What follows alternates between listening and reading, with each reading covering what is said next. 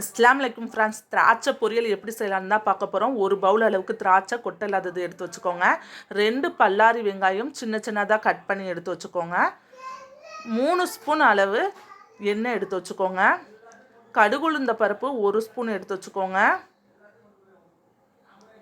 கருவேப்பிலை 1 கொத்து எடுத்து வச்சுக்கோங்க. ஒரு பச்சை மிளகாவை 2ஆக பிச்சு எடுத்து வச்சுக்கோங்க. உப்பு தேவையான அளவு எடுத்து வச்சுக்கோங்க.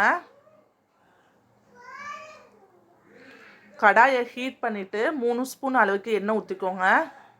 எண்ணெய் காஞ்சதுக்கப்புறம் கடுகுளுந்த பருப்பு 1 ஸ்பூன் போட்டுக்கோங்க. கடுகு நல்லா மிக்ஸ் பண்ணிக்கோங்க. கடுகு போட்டதுக்கப்புறம் கருவேப்பிலை 1 கொத்து போட்டுக்கோங்க. பச்சை மிளகாய் 1 பச்சை மிளகாய் போட்டுக்கோங்க. 2ஆக பிச்சு போட்டு நல்லா மிக்ஸ் பண்ணி விட்டுக்கோங்க. அடுப்பை சிம்மில் வச்சுக்கோங்க. வெங்காயம் போட்டுக்கோங்க. வெங்காயத்தை போட்டுட்டு நல்லா மிக்ஸ் பண்ணி விட்டுக்கோங்க.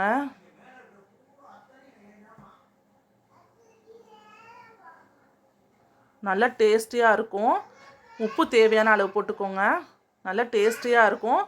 திராட்சை பொரியல்னு சொல்லலாம், திராட்சை பச்சடின்னு சொல்லலாம்.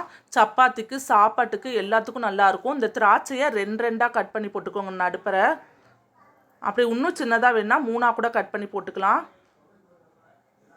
திராட்சை கொட்டை இல்லாதது யூஸ் பண்ணால் தான் நல்லா டேஸ்ட்டாக இருக்கும். நல்லா மிக்ஸ் பண்ணி விட்டுக்கோங்க. ரொம்ப வதங்கணும்னு தேவையில்லை, லைட்டாக வதங்கினா போதும்.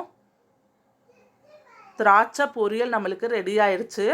உங்களுக்கு ரொம்ப பிடிச்சிருந்துச்சுன்னா லைக் பண்ணுங்கள், ஷேர் பண்ணுங்கள், கமெண்ட் பண்ணுங்கள், மறக்காமல் சப்ஸ்கிரைப் பண்ணுங்கள். Thank you very much. அஸ்ஸலாமு அலைக்கும்.